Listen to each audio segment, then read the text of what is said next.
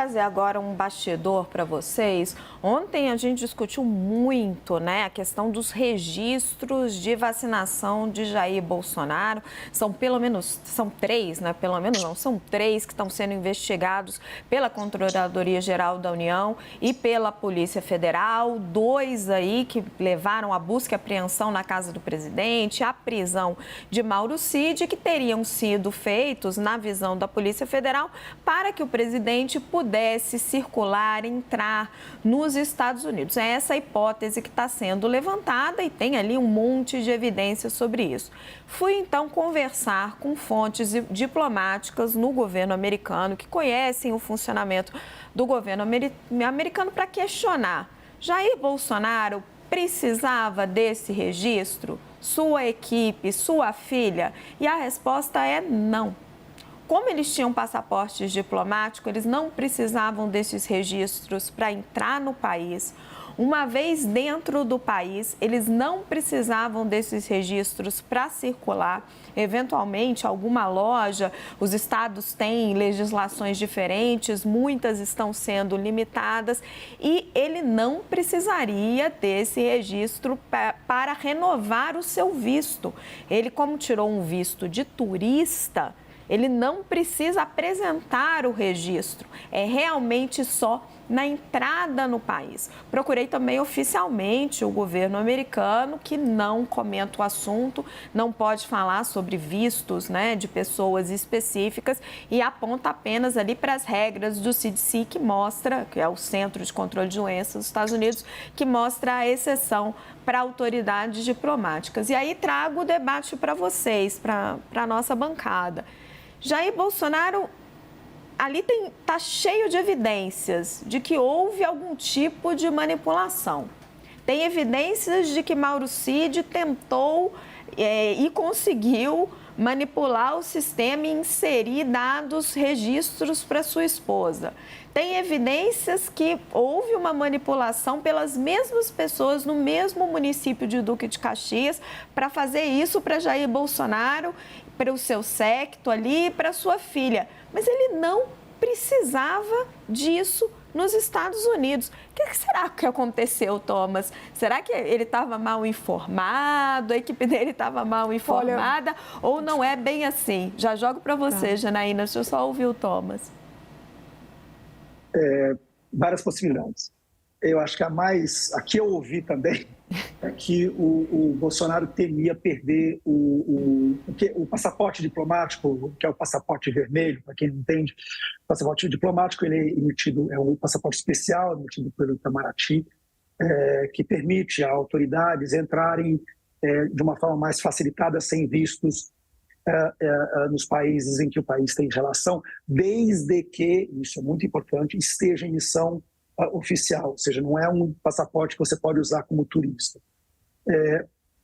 Havia, quer dizer, pelo que eu vi, de novo, nós estamos aqui fazendo uma especulação, mas que o Bolsonaro temia perder esse passaporte vermelho, que simplesmente é uma anulação simples, completamente uma coisa que sai no diário oficial e acabou, e teria que usar o verde que todo mundo usa, né?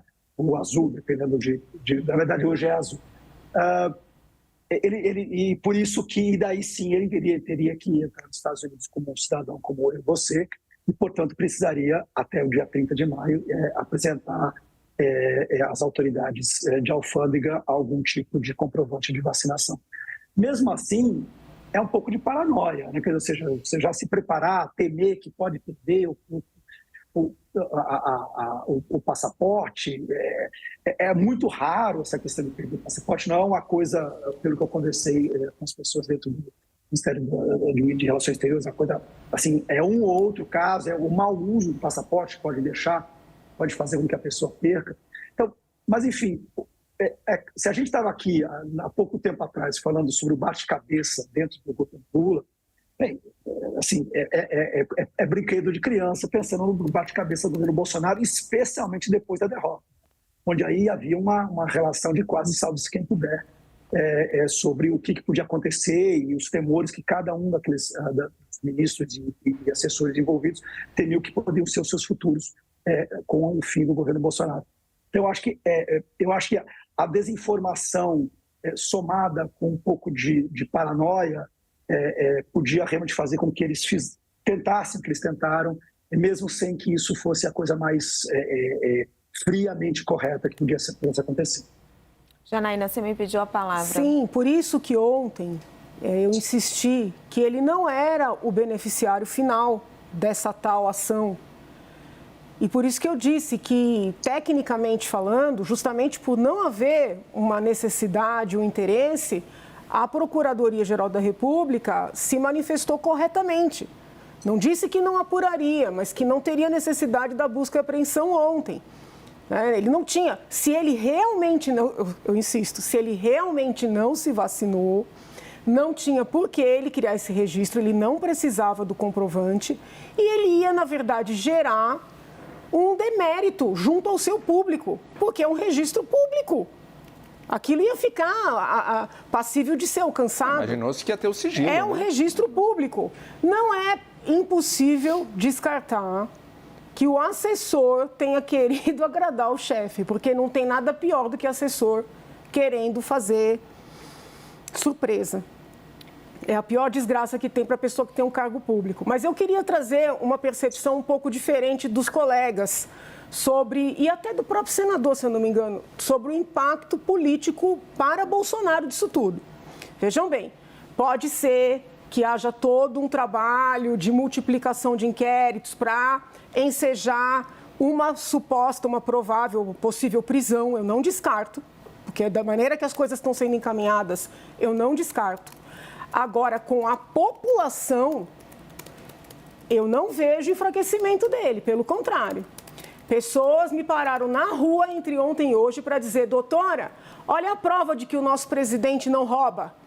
Porque se ele roubasse, já tinha aparecido mala de dinheiro, já tinha aparecido... Teve a do Mauro Cid, né? Teve a mala do Mauro Cid, teve a mala de dinheiro. Teve. Não, mas eu acho importante trazer essa percepção, porque uma coisa é a elite da política, que também tem medo. Outra coisa é o povo. Eu estava na rua, as pessoas me pararam, pessoas que eu não conheço, mas que me conhecem. A senhora está vendo? É a prova. Então, a gente tem que entender o impacto disso aí. Sim.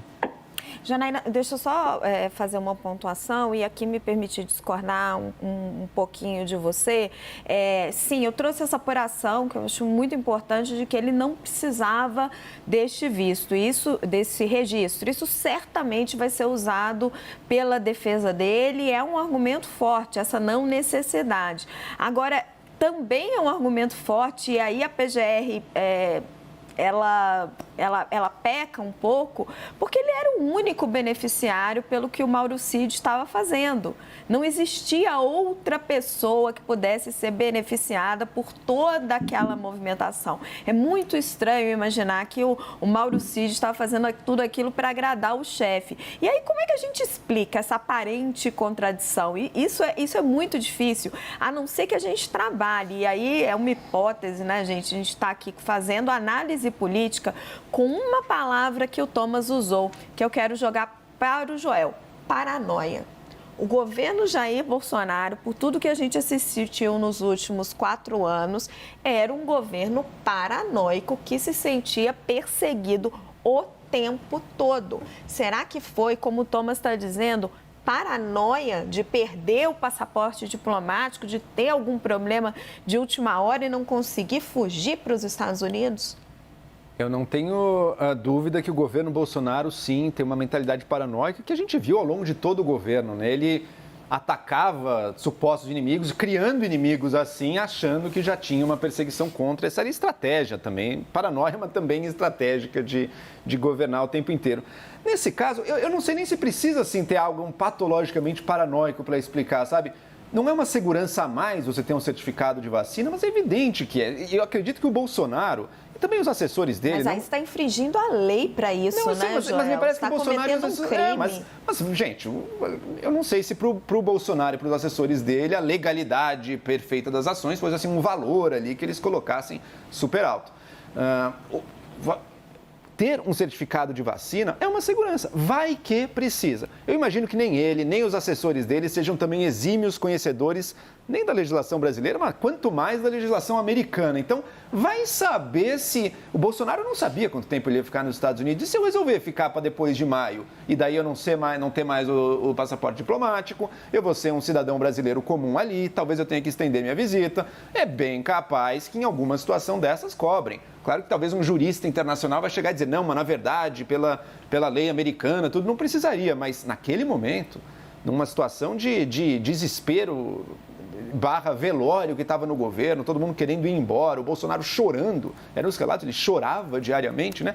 Era muito melhor ter essa segurança do que não ter. Janaína acreditava que ia ficar sigiloso aquilo, ele acreditava que ia ficar sigiloso, ele declarou um sigilo sobre a vacinação dele, vazou só agora, né? Em alguns meses depois, foi inclusive... nem lembro como é que se acertou juridicamente a questão do sigilo ali do cartão de vacinação. Enfim, acreditava que seria sigiloso, era uma boa segurança, talvez não usasse, mas melhor ter do que não ter, sem sombra de dúvida, ainda mais depois de virar um cidadão comum nos Estados Unidos. Então, claramente beneficiava ele. Se ele pediu, se ele sabia, ok, é uma outra discussão que a gente tem que fazer. E, Janaína, concordo com você, assim, talvez, acho que para quem tem o Bolsonaro como seu candidato e seu presidente para votar num primeiro turno, mas é óbvio que falsificar um cartão de vacina, não.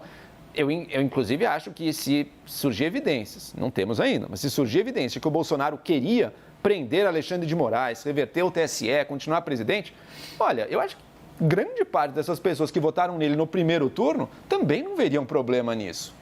Muita gente queria. A voz do povo nem sempre se pauta também pela estrita legalidade, sabe? As pessoas querem. Nem faço juízo de valor, mas o fato é que, concordo, não vai queimar ele com a opinião pública, mas é mais um passo para muitos problemas institucionais, legais e jurídicos que podem vir a torná-lo inelegível. Hélio, vou jogar para você só para a gente amarrar esse debate. A gente vai seguir já para uma discussão interessante sobre as invasões do MST, um levantamento exclusivo que a nossa reportagem conseguiu. Mas para você amarrar, que é o seguinte, essa indistinção que a família Bolsonaro, de uma forma geral, e muitos outros políticos brasileiros, para a gente ser justo, faz entre o que é público e o que é privado. Parece que eles se utilizam do Estado como se fosse deles.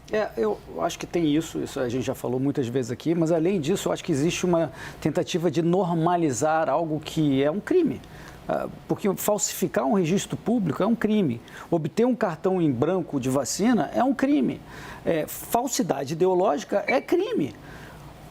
O que o Ailton falou ali, que há evidências fortes de que ele estava conspirando para um golpe de Estado, isso é um crime também. Então, a gente não pode contemporizar em relação a crimes. Né? Então, eu acho que isso aí é algo que o Brasil está mudando, a gente está com as dores do parto disso, eu acho que a gente já avançou muito, mas ainda tem gente que normaliza. Agora, eu queria fazer um comentário rapidinho, muito rápido, sobre essa questão dos apoiadores do Bolsonaro, que foi mencionado aqui. Eu acho que muitos estão aí meio que no subterrâneo, porque estão com medo. O Supremo Tribunal Federal está prendendo todo mundo. Então é difícil de avaliar como é que está o ânimo dos bolsonaristas. Agora, esse cerco que eu estou mencionando, cada mensagem de WhatsApp é um jab, cada áudio de WhatsApp é um uppercut. Daqui a pouco vem um nocaute, porque é muita pressão, tem muitos dados sendo estudados, né? Em parte em Phishing Expedition, que eu expliquei ontem, que é você usar um objeto de uma investigação para fazer análise de outras coisas que não tem nada a ver, mas usar contra aquela pessoa. Então, eu acho que sim, pode vir um nocaute. Pode vir um nocaute em termos até criminais, como a gente está mencionando, não só em termos de inelegibilidade. Então, isso é um ponto relevante porque me parece que o Bolsonaro está começando a se desqualificar como potencial líder da não-esquerda. Né? Esse tem consequências. Gente, eu preciso mudar de assunto. Eu muito vou rápido. rapidinho. Janaína e eu só para fechar. Janaína, Joel e fechamos. O que eu estou tentando. Vejam bem, eu, inclusive, várias vezes aqui falei que nós precisamos, digo nós porque eu me declaro de direita mesmo, não escondi ninguém, de um nome para ser opção em 26. E eu entendo firmemente que se esse nome for o presidente Bolsonaro, a direita vai perder de novo, tá? Posso estar equivocado. O que eu estou tentando dizer, e talvez possa parecer que eu estou contemporizando com ilicitudes, não é, e nem estou defendendo, é que quando sai uma busca e apreensão barulhenta, né, com apreensão de telefone. E aí todo mundo fala, meu Deus, meu Deus. E é uma hipótese de uma possibilidade do presidente ter solicitado algo do que ele não carecia. Isso reforça a tese do presidente de que ele era perseguido. A gente precisa começar a pensar sobre isso. É disso que eu estou dizendo, é disso que eu estou falando. Sim. Não consigo ver... É um crime mas pequeno. acabou. Carteira. Hoje, ministro Barroso mandou descer um inquérito, um procedimento contra o ex-governador da Bahia, Rui Costa. Porque, apesar de ministro, era na época que ele não era ministro. Então as pessoas pensam, peraí, por que do PT foi para a primeira instância, do presidente fica com o ministro Alexandre? Por que está na milícia? É esse raciocínio que eu estou tentando dividir com os colegas aqui. Entendem? As pessoas acabam achando que Bolsonaro sempre teve razão. Então, isso é ruim pelo direito, é ruim pela política, é nesse sentido. Né? É o inquérito que cabe tudo e que a gente não entende por que não divide para outros ministros do Supremo ou eventualmente desce para a primeira instância, Joel. E tem um forte cheiro de politizado, né? Então, concordo, Janaína, com esse diagnóstico. Eu queria dialogar aqui com o que o Hélio disse, Hélio, sobre cada vez é um jab, um uppercut. Eu achava a mesma coisa com o Trump, sabe? Cada hora ia aparecendo uma coisa ruim dele, né? Bom, pagou prostituta para ficar em silêncio, teve todo o incentivo dos golpistas do 6 de janeiro deles, teve o Trump falando diretamente com o oficial eleitoral ali, exigindo que ele encontrasse votos por ele. Para mim, eu pensava, poxa, acho que o Trump acabou, né? Pelo contrário, está firme, forte, favorito. Então, eu acredito que, do ponto de vista da popularidade, por mais coisas assim que se encontre do Bolsonaro, ele vai se manter. O que pode mudar é a institucionalidade.